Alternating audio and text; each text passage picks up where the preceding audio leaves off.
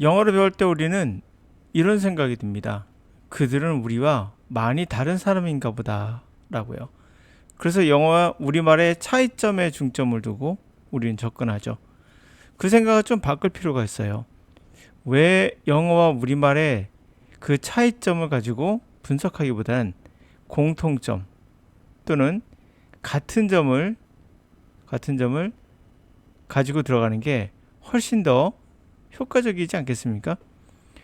우리가 공통점과 같은 점을 갖고 있다 그러면 배우기가 훨씬 더 유리할 거니까 우선 이거부터 정리를 하시고 나서 나중에 차이점을 조금 더 추가한다면 그게 더 좋은 접근법이 아니겠는가. 호모사피엔스는 다들 생각과 생활 방식이 비슷한 부분이 많아요. 세계 모든 나라를 여행하더라도 여러분들은 그들마다 슬픔도 있고 아무리 행복해 보이는 나라도 고통이 있고 또한 그들마다 또 축제도 있고 그리고 생각하는 게 의외로 많이 비슷하다는 걸 우리는 느낄 수가 있어요. 물론 차이가 더 크게 느껴지긴 하겠으나 실제로는 인간은 생각하는 게 비슷비슷하기 때문에 그래서 언어가 달라도 대화가 가능한 거거든요. 몸짓을 하든 바디랭귀를 통해서라도 만약에 우리가 바디랭귀를 통해서 새나 원숭이한테 한다면 그들은 전혀 이해를 못할 거예요. 또는 화성에 인간이 어떠한 동물 외계인이 있다 그러면 이 화성이 지구에 와서 우리를 보면서 제가 바디랭귀지를 한다 하더라도 이들은 이 바디랭귀지 자체를 이해를 못할 겁니다. 그 이유는 생활하는 방식이나 또는 생각, 문화 같은 것이 완전히 다를 거니까 그러한 거죠. 자, 그런 의미에서 예를 들어서 I like to read, I like reading 이게 차이가 뭘까요?로 강의하는 경우가 많아요. 이건 어찌 보면은 혹세무민이죠. 차이점을 극대화시켜서 여러분들의 관심을 끌고 싶은 그런 마음은 이해가 돼요. 그러나 본질은 공통점을 우선은 생각하시면 돼요. 그리고 이 차이가 명확한가? 꼭 그렇지는 않아요. 같이 느껴지기도 하고 때로 약간의 미묘한 감정이 있긴 하지만 그것은 부수적인 것. 자, 그렇다면 우리가 이 영어가 얼마나 공통점이 많은가를 한번 생각해 보면서 이 문장 한번 접근해 보도록 할까요? 여러분 생각하기엔 a man of few words and great modesty 어떤 의미 같습니까? 여러분이 느낀 대로 한번 생각해 보세요. 이거 few는 문법으로 따졌을 때 소수의 몇 개라는 뜻이죠? 몇 개의 word는 단어 great modest는 겸손. 자, 그러면 few word는 뭘까요? 직감적으로 우리가 같은 문화권에 있다 그러면 우리는 알 수 있는 거예요. few words 말이 없구나. 말수가 적다. 이런 말이겠죠. 소심하다 말할 수 있겠고 또는 소극적이다 말할 수 있겠죠. 자, 말수가 적다. 다시 말해서 of a few words는 말수가 없다. 그리고 굉장히 겸손한 사람이다. 라는 말 되겠죠.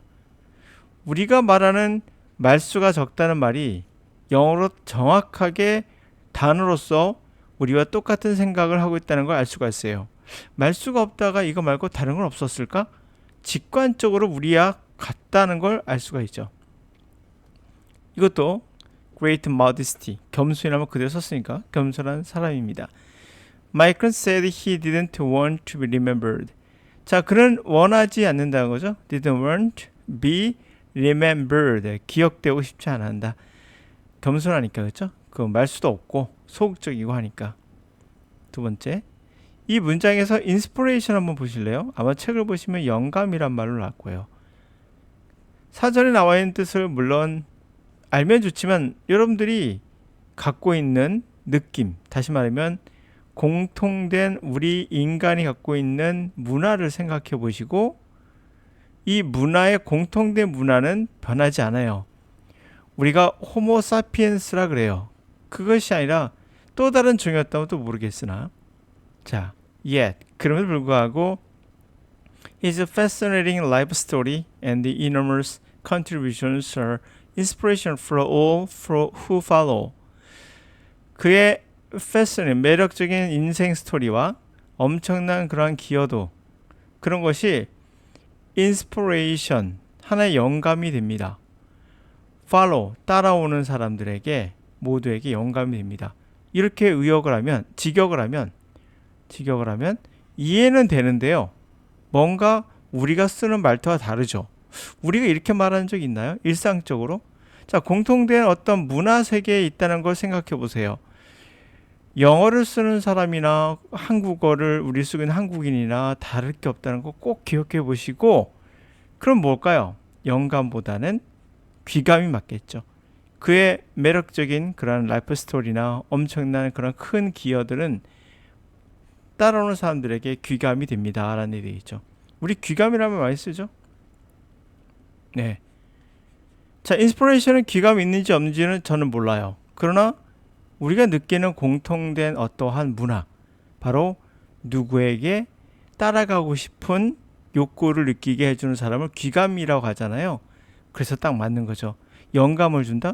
우리가 무슨 창작이나 아니면 에디슨 같은 그런 사람에게서 영감을 받는다고 얘기를 할 수 있으나, 이거는 영감에 관한 이야기가 아니라는 걸 직감적으로 알 수가 있어요.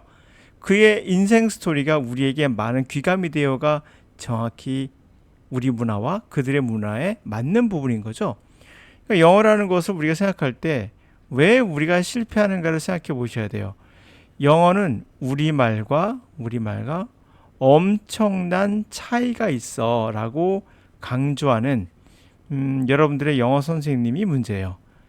이 사람들이 결국에 여러분들에게 차이점만 강조하다 보니까 영어와 우리말은 사실 공통점이 훨씬 더 많은데 불구하고도 더 어렵게 느껴지는 거죠. 실제로는 인간은 다 동일하다고 말할 수 있습니다. 여기서 제가 노암 촘스키의 이야기로 마무리하겠습니다. 노암 촘스키는 이렇게 말했어요. 세계적인 언어학자죠. 세계적인 언어학자입니다. 이분은 이렇게 말합니다. MIT 교수고요. 지금 은퇴하셨는데요. 이 언어학자는 우리는 모든 언어가 다르다라고 생각한다. 그러나 만약에 화성에서 외계인이 지구에 온다면 그들은 이렇게 생각할 것이다. 사람은, 호모사피엔스는 다 똑같은 말을 하고 있다. 같은 언어를 가지고 있다. 라고 생각할 것이다. 그렇죠? 만약에 여러분들이 제주도에 있는 개구리를 보시면 그들이 하는 소리와 서울은 뭐 개구리 별로 없지만 뭐 경기도 지역에서 개구리를 봤을 때의 소리가 일본의 개구리와 다를까요? 아마 여러분들은 똑같이 개구리라고 느낄 거예요. 이것은 노암 촘스키가 말한 대로 똑같은 언어이기 때문에 우리는 이것을 이해하고 해석할 수 있습니다. 차이점을 강조하는 영어는 이렇게 차이점을 강조한다면 여러분들은 이렇게 생각하셔야 돼요. 너가 나를 호구로 보는구나 라고요.